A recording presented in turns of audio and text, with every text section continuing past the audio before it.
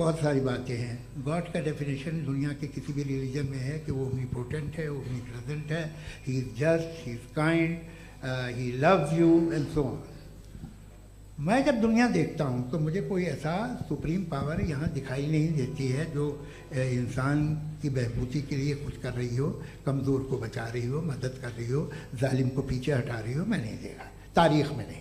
ایک تو اگر ہے اور یہ دیکھ رہا ہے تماشا تو اس کا ہونا نہ ہونا برابر ہے. دوم یہ کہ یہ جو ہے جب آپ یہ کہتے ہیں کہ کائنات جس کی کنٹیجنسی ہے, میں دیکھیے وہ لفظ استعمال کیا میں, تو یہ کیسے ہو سکتی ہے بھائی, اور فوراً آپ سرنڈر کر دیتے ہیں کہ ظاہر ہے کہ اس کا بنانے والا تو اس سے 10,000 گنا زیادہ کمپلیکیٹڈ ہوگا.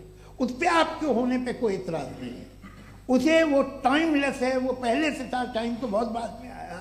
یہ سب آپ ماننے کو تیار ہے جس کا آپ کے پاس کوئی ثبوت نہیں, آپ کے پاس کوئی ریزن نہیں ہے.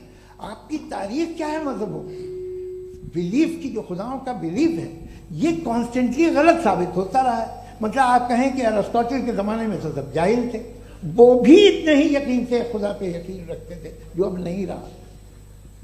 یہ بھی نہیں رہے گا, آپ لکھ لیجیے. اور اس کے آثار آپ کو دنیا میں دکھائی دینا شروع ہو چکے ہیں. یہ بحث کیا آج سے 100 سال پہلے اس طرح ہو سکتی تھی؟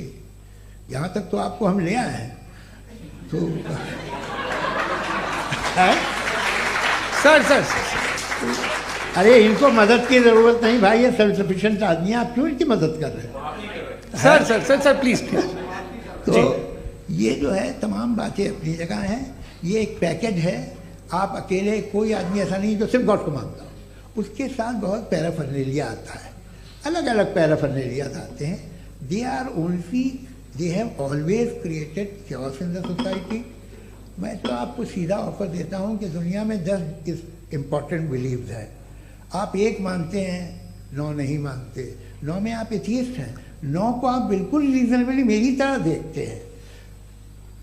تو 90 مذہبی آدمی بھی 90% ایتھیسٹ ہے. وہ دوسرے خدا نہیں مانتا, ایک خدا مانتا ہے اپنا والا, باقیوں کو کہتا ہے غلط ہے.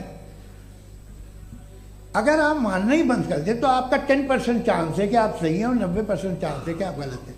میرا مشورہ ہے آپ ماننا چھوڑ دیے تو 50% چانس ہوگا کہ آپ صحیح ہیں اور 50% چانس ہوگا, 40% آپ گین کریں گے بائی بیکم این ایتھیسٹ.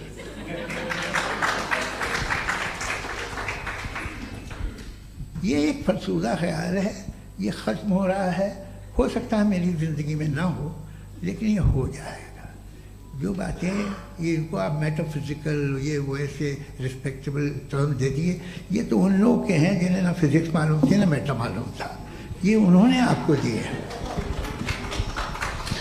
جی بہت